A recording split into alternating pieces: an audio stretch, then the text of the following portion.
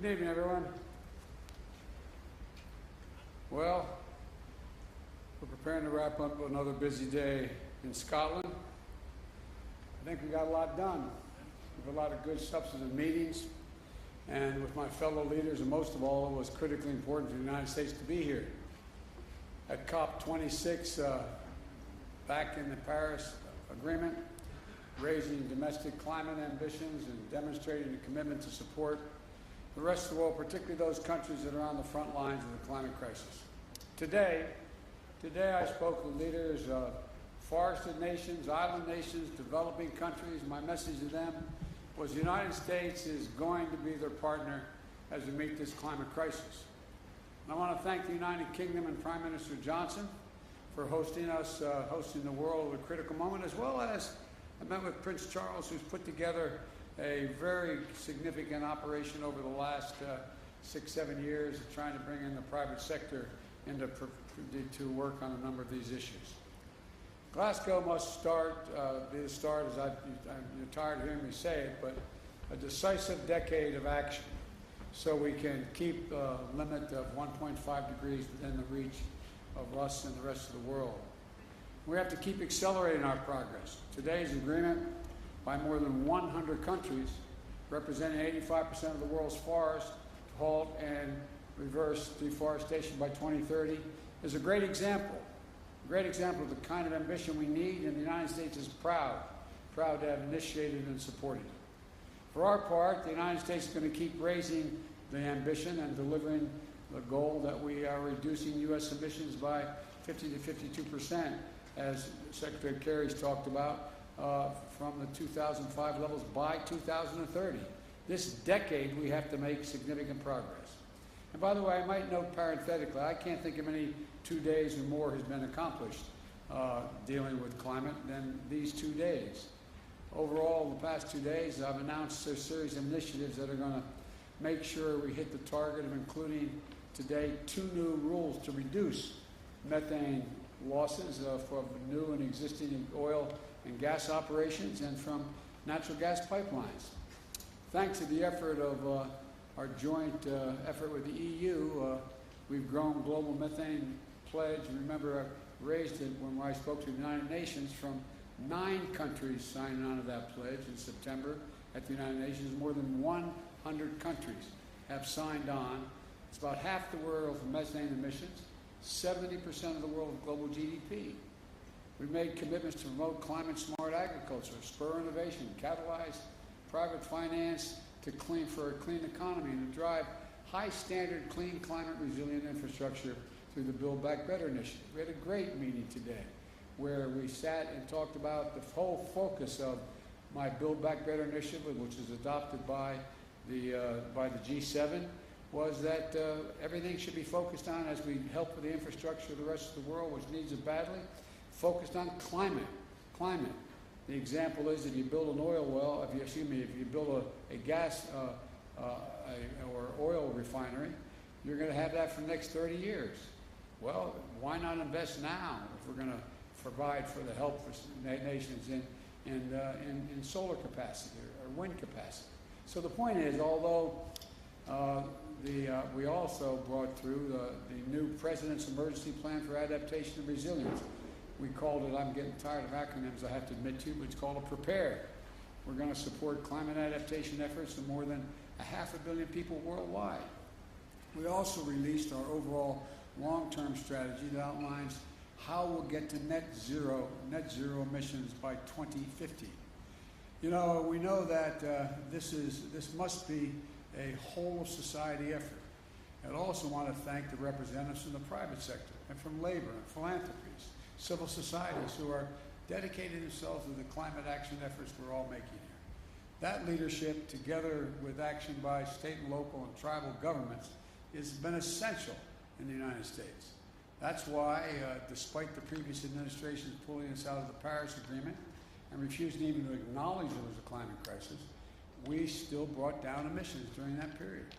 I also want to acknowledge the passion and power of the young people and the activists who are doing such vital work to remind us of our moral obligation to future generations. But look, as I said yesterday, It's not just a moral imperative, it's an economic imperative as well. Investing in our clean energy future is an enormous opportunity for every country to create good-paying jobs and spur a broad-based economic recovery. As I've said, you've heard me say before, my colleagues as well, when I think of climate crisis, I think of jobs. And that's what the Build Back Better framework will do for the American people. It's going to bring historic investment in clean energy, addressing the climate crisis. It's going to cut greenhouse gas emissions by well over a gigaton by 2030. It's going to save consumers money in their energy bills and with tax credits for things like installing solar panels and weatherization of their homes. It's also going to provide manufacturing credits to make sure the United States is competing in energy markets of the future like solar panels and wind turbines.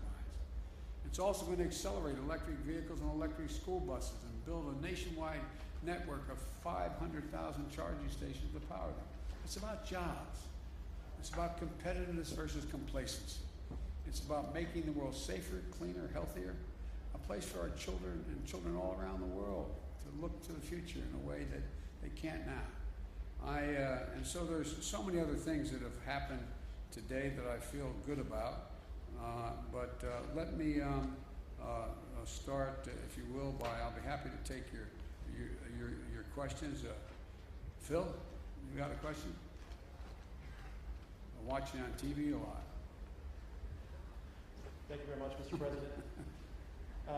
You noted your disappointment with Chinese actions on climate in Rome, and also lack of willingness for Chinese President Xi Jinping to show up at either the G20 or COP26. But I wanted to ask more broadly, when you assess where things stand right now in U.S.-China relationships after your first 10 months in office, your diplomats have had difficulty engaging in a substantive manner with some of their counterparts. You have a Chinese military that has tested a hypersonic missile this summer and is building its nuclear capability.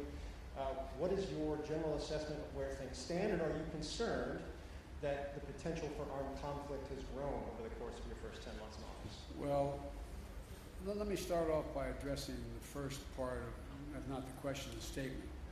And that is that I indicated that China and Russia not showing up in Saudi Arabia was a problem. We showed up. We showed up. And by showing up, we've had a profound impact on the way I think the rest of the world is looking at the United States and its leadership role.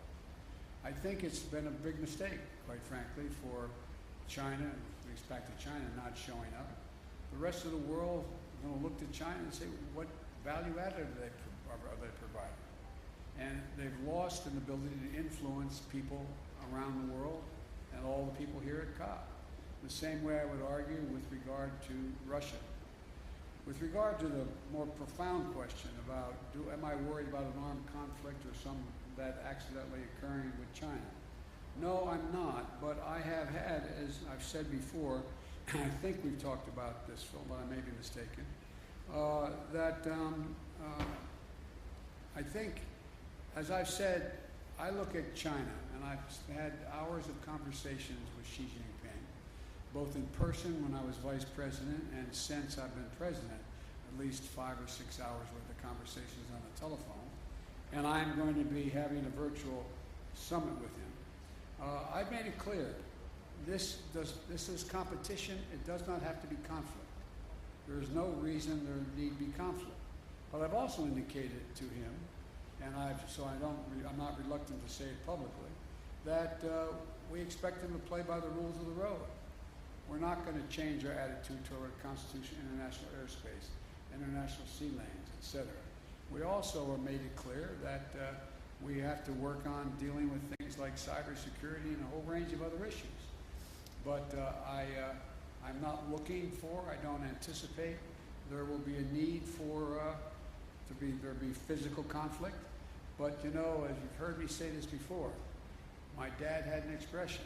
He said the only conflict worse than one that's intended is one that's unintended. One that's unintended. And so in my meetings with him virtually coming up, we haven't set the exact date yet, I want to make sure there's no misunderstanding. It's competition, not conflict, and so there's no unintended. Yeah, Peter? Mr. President, you're touting on this visit your $1.75 trillion plan that includes climate, but your party is still not united behind it. Senator Joe Manchin yesterday called it budget gimmicks, shell games, and a recipe for economic crisis. Today he said he never signed off on the framework. So do you have a specific commitment from Senator Manchin to support your Build Back Better bill, yes or no, and how do you respond to those criticisms? And I have a quick follow-up. Number one, I'm not going to talk about the specifics of my conversations. He will vote for this if we have in this proposal what he has anticipated, and that is looking at the fine print and the detail of what comes out of the House in terms of the actual legislative initiatives. I believe that Joe will be there.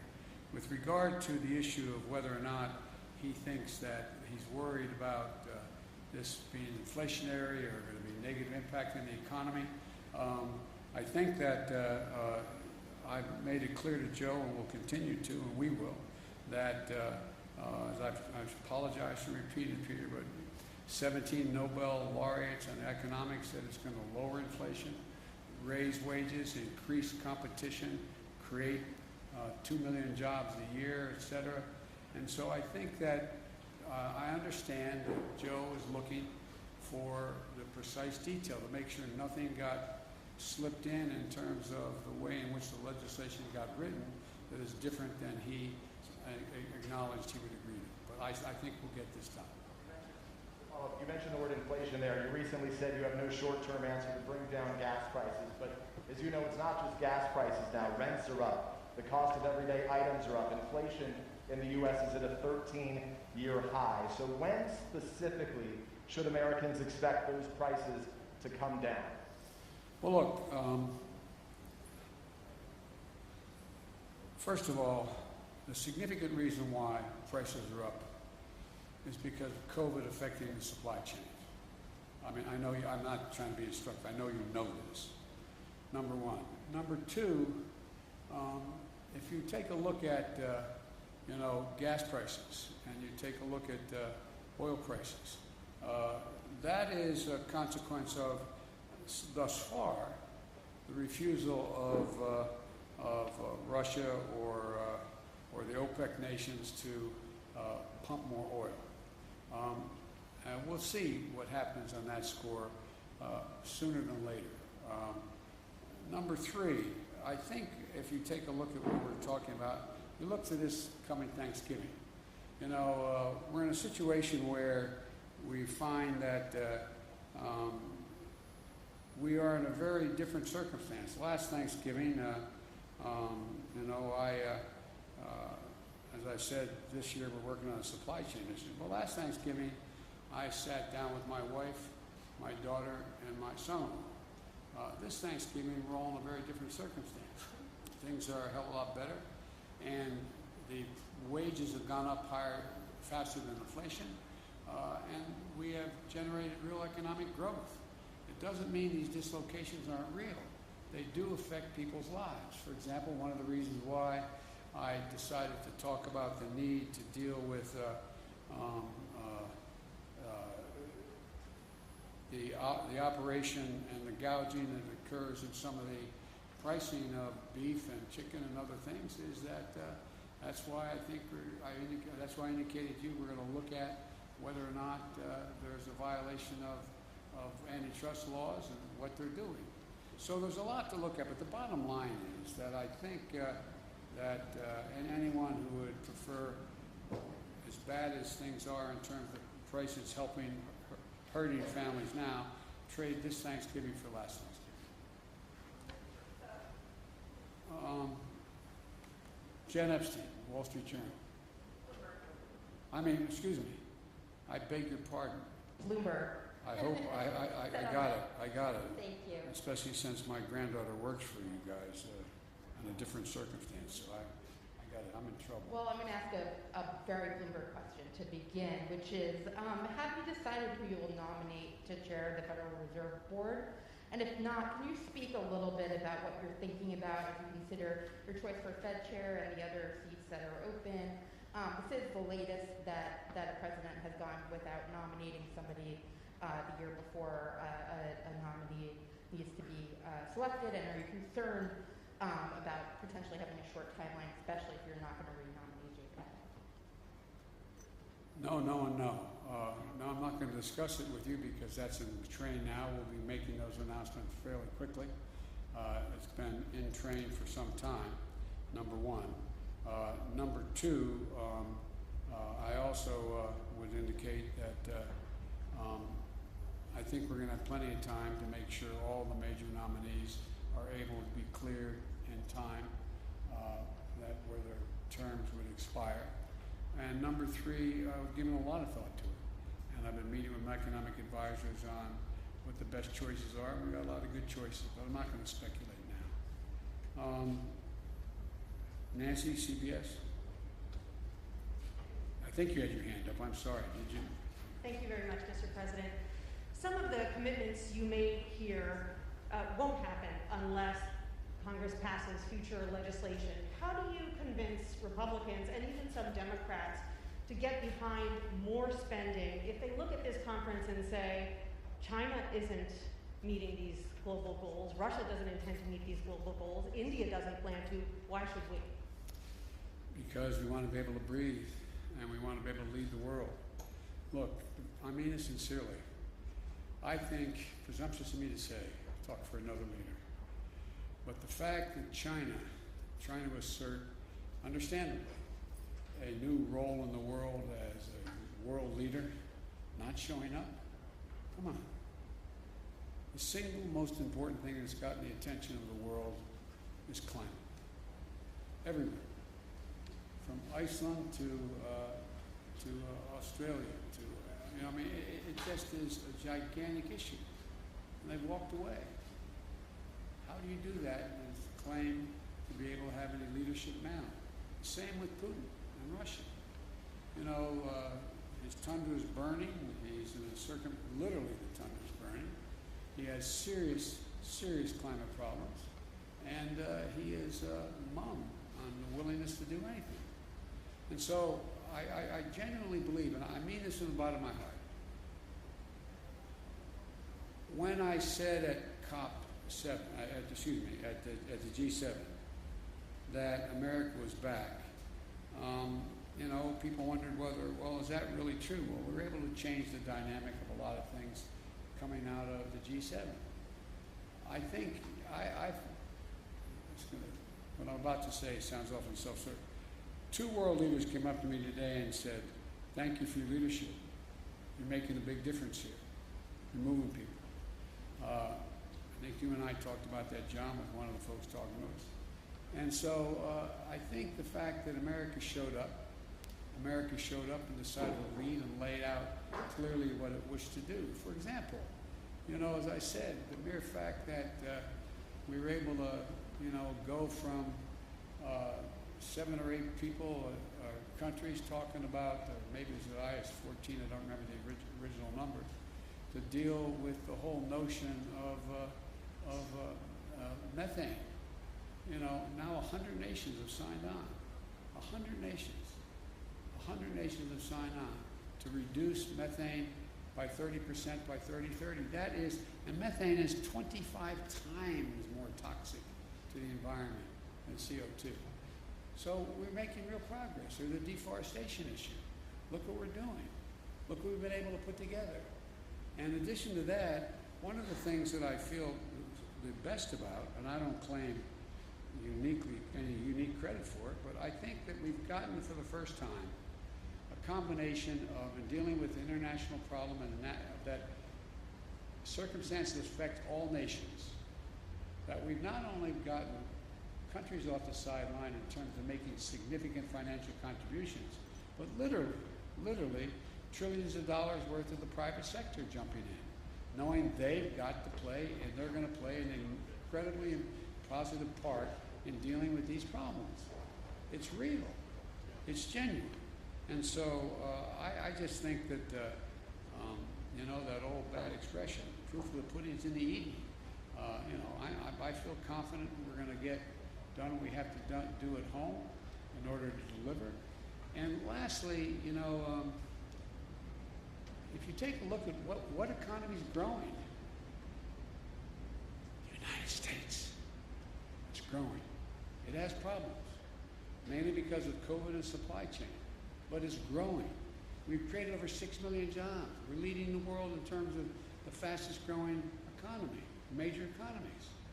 So I think, you know, we're going through a difficult time in the world because of COVID, because of supply chain consequences, because of the environment and all that's occurred, the way it's in fact imploded in the near term.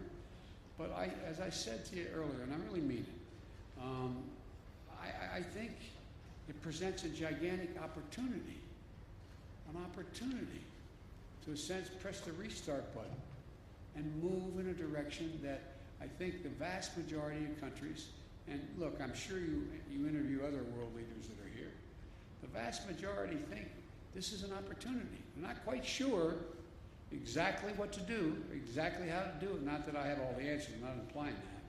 But they know that. They know that growth rests in dealing with the economy in a way that affects the whole notion of what we're going to do about climate change. And it's a gigantic opportunity. Okay, I called on the Wall Street Journal, Catherine. I got the wrong one. Sorry. Let's try the real Wall Street Journal. Thank you very much. We are the real Wall Street Journal. Mr. President, you tweeted earlier asking Virginia and New Jersey residents to vote. Democrat Terry McAuliffe is struggling in a state that you won by 10 points. Do you see his problems as a rebuke of your presidency, and could this signal your real losses for Democrats in the midterms? We're going to win.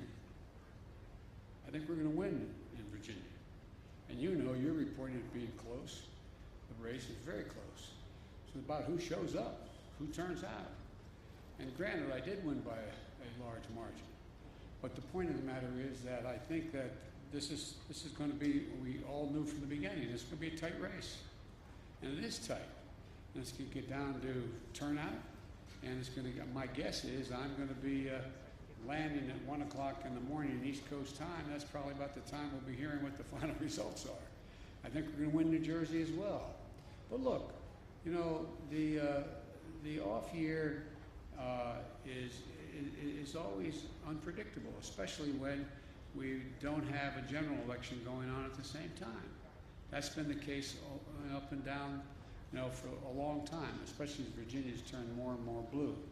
But having said that, I don't believe, and I've not seen any evidence that whether or not I am doing well or poorly, whether or not I've got my agenda passed or not, is going to have any real impact on winning or losing. Even if we had passed my agenda, I wouldn't claim we won because Biden's agenda passed.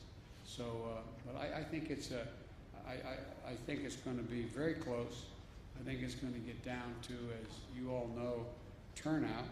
And I think that based on what I have heard so far, it's awful hard for me to be prognosticating, which I don't like doing as president anyway, from overseas. But I think, I hope that every eligible voter in Virginia and New Jersey shows up and votes. And the more of them do, the better off I think our chances are. And I think we're gonna win. Okay. All right. NPR. Scott?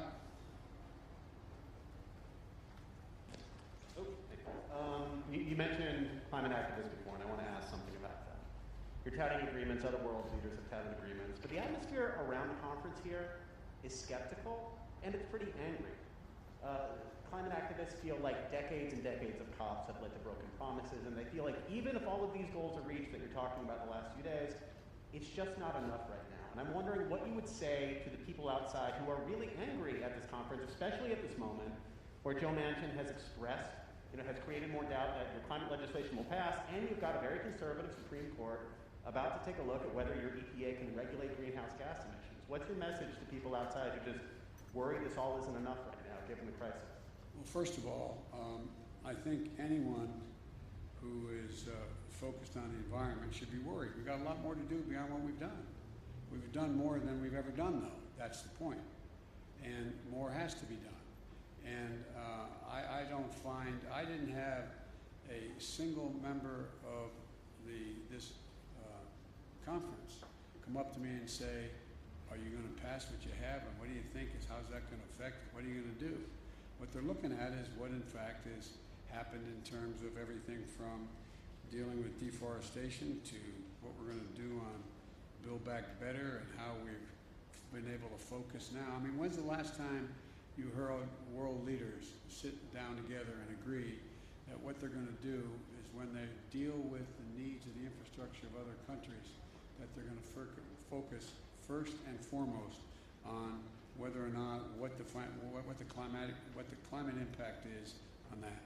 So I think, look, this is there's a reason for people to be worried. I'm worried. I'm worried if we don't continue to move forward and make the kind of progress we're now making, that it's going to, I mean, we throw into jeopardy the prospect that we're going to be able to keep the temperature from rising above 1.5 degrees Celsius. But I'm optimistic because I think there's how can I say it? I guess maybe the best way to say it, to Scott, is what I feel is that the populations of each of our countries have a different perspective than they did at COP25. I think there is, I mean, not because of necessarily any of the leaders of any of our countries, including mine, that all of a sudden people are seeing these things happening they never thought would happen. They're seeing people drown in their basements in Queens, New York because of flooding and rain. They're seeing that, you know, more territory burned down in the United States just since the first of the year than it makes up the entire landmass of the state of New Jersey.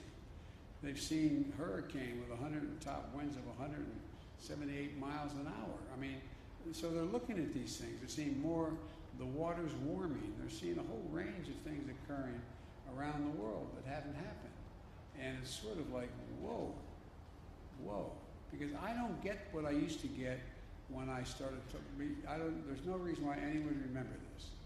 But back when a fine Republican, a guy named Dick Lugar, was from the state of Indiana, and he and I were either the chairman or ranking members of the Foreign Relations Committee. This is over 20 years ago. We ended up proposing, and it worked, but it got no enthusiasm, a thing for debt for nature swaps. People looked at us like, what in the hell are you doing? Why are you forgiving the debt so Brazil won't, you know, burn down more of the forest? Why are you doing that so they will do? Now, everybody goes, whoa, what else can you do?